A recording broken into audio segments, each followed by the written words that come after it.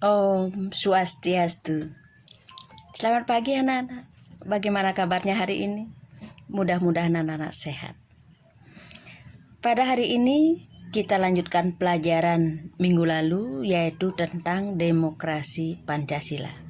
Nah, kalau kita lihat keunggulan dari demokrasi Pancasila, sudah kita pelajari minggu lalu.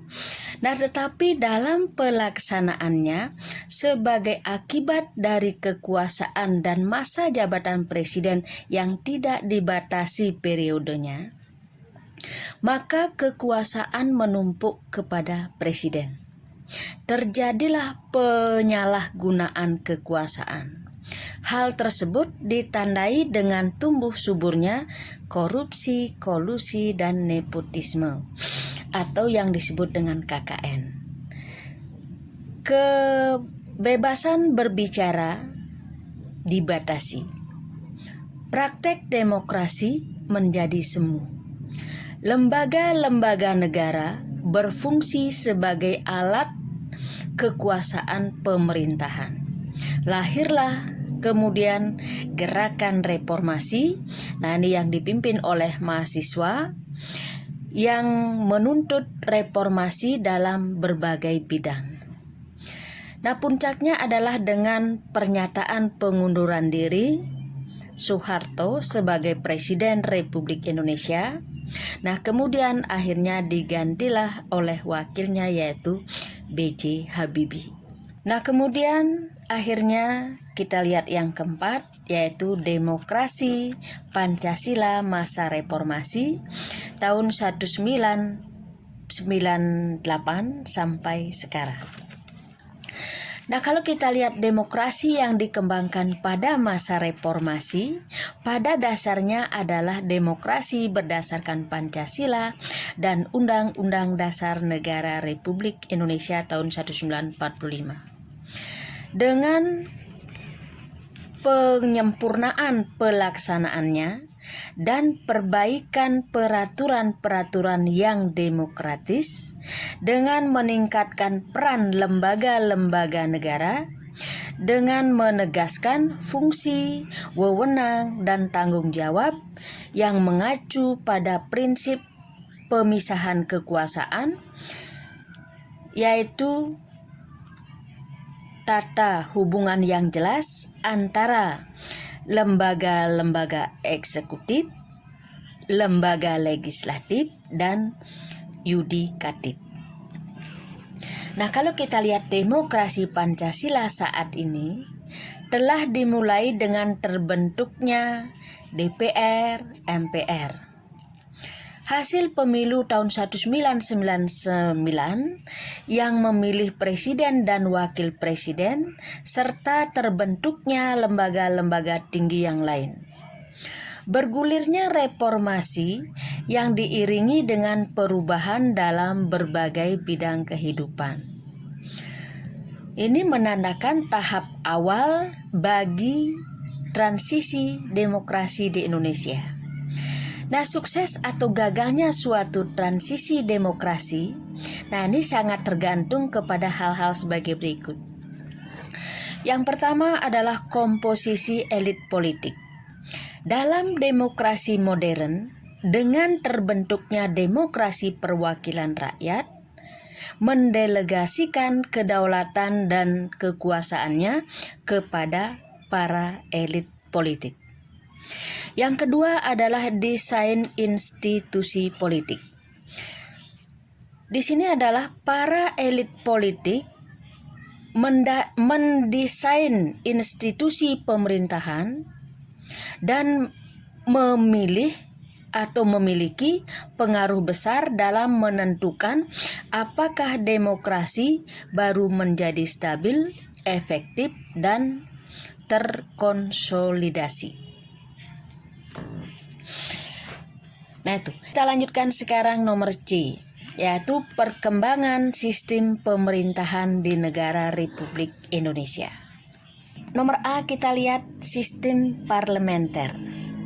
Kalau kita lihat sistem parlementer adalah suatu sistem pemerintahan di mana parlemen memiliki peranan penting dalam pemerintahan. Dalam hal ini, parlemen memiliki wewenang dalam mengangkat Perdana Menteri, dan parlemen pun dapat menjatuhkan pemerintahan, yaitu dengan cara mengeluarkan semacam mosi tidak percaya. Nah, ini berbeda dengan sistem presidensial. Sistem parlementer dapat memiliki seorang presiden dan seorang perdana menteri. Nah, kalau kita lihat ciri-ciri sistem pemerintahan parlementer, yaitu yang pertama, adanya pemisahan yang jelas antara kepala pemerintahan dengan kepala negara. Yang kedua, kepala pemerintahan adalah Perdana Menteri dan kepala negara adalah Presiden atau Sultan atau Kaisar. Nomor 3, kepala pemerintahan dipilih oleh parlemen atau DPR. Nah, itu sistem parlementer. Nah, sekarang yang nomor B adalah sistem semi parlementer. Nah, sebagai hukum dasar dalam penyelenggaraan pemerintahan RIS atau Republik Indonesia Serikat, maka pada tanggal 27 Desember 1949 disahkanlah UUD RIS. Hal tersebut berdampak pada bentuk negara, yaitu federasi dengan sistem pemerintahan semi parlementer. Sebab 1. Menteri diangkat oleh presiden. Yang kedua, Perdana Menteri diintervensi oleh presiden. Yang ketiga, kabinet dibentuk oleh presiden. Yang keempat, menteri-menteri secara perorangan atau keseluruhan bertanggung jawab kepada parlemen. Nomor 5, presiden berkedudukan sebagai kepala negara dan kepala pemerintahan. Nomor C sekarang sistem presidensial. Nah, sistem presidensial atau yang disebut juga dengan sistem kongresional merupakan sistem pemerintahan negara republik. Pada sistem pemerintahan ini, kekuasaan eksekutif dipilih melalui pemilu dan terpisah dengan kekuasaan legislatif.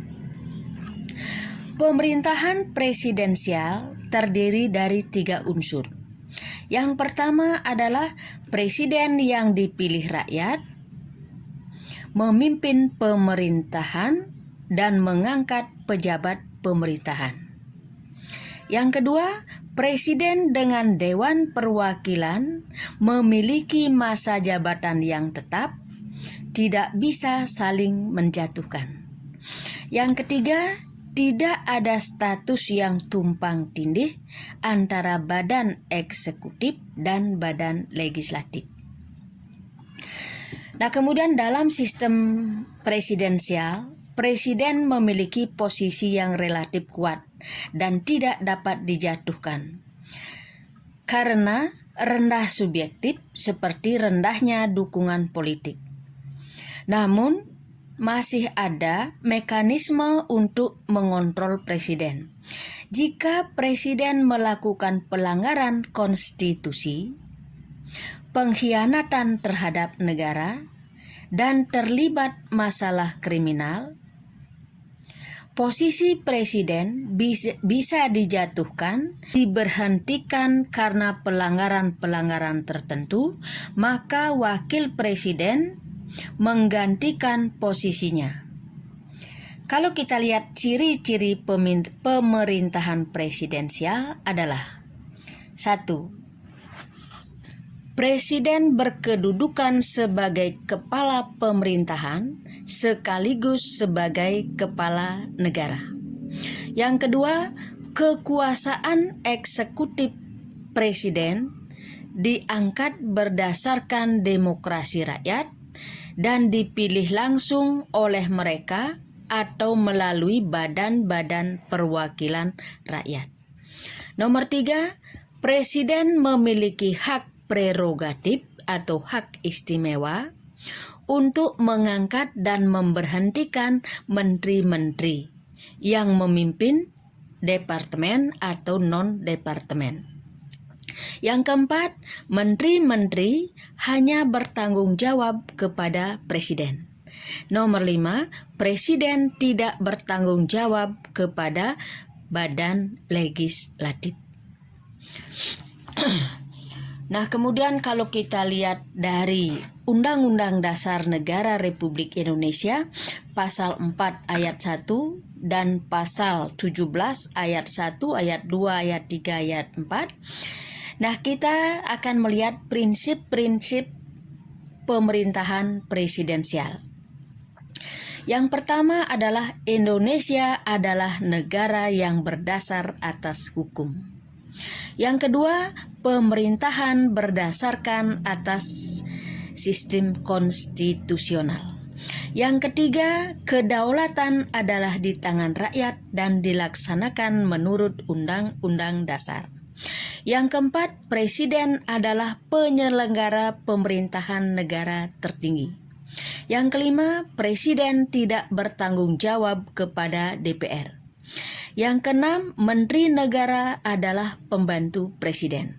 Yang ketujuh, kekuasaan presiden tidak tak terbatas. Nah, itu saja anak-anak kita pelajari dulu. Lagi sebentar Ibu kasih soal, anak-anak silahkan kerjakan dengan baik. Nah, untuk hari ini kita cukupkan sekian. Ibu akhiri dengan Pramesanti. Om Santi Santi Santi Om.